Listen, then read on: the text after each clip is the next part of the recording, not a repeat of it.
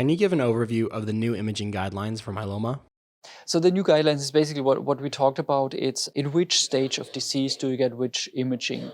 So in MGUS, we usually say if a patient has a low risk, intermediate risk MGUS, it does really not make sense to do an imaging. That would be an overkill because I don't know in how many thousand patients, we would find one non-secretory myeloma, and usually those patients already have other issues. So it's not really worth a screening. In smoldering myeloma, we say as a screening in high risk MGUS and smoldering myeloma, we recommend a CT.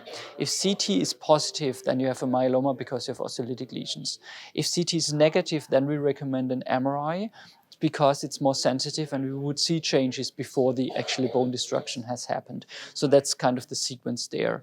And as I mentioned, in symptomatic myeloma, a CT to assess the bone disease is the most important thing. And if you have the ability to add a PET, you also get this information on the tumor burden at the same time.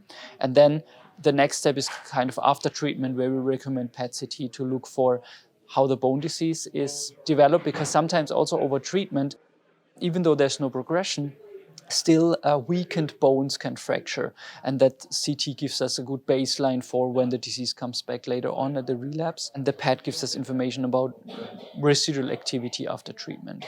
And at relapse, it's basically the same as at first diagnosis. We want to know the tumor burden, we want to know the bone involvement, so either CT or, if available, PET-CT.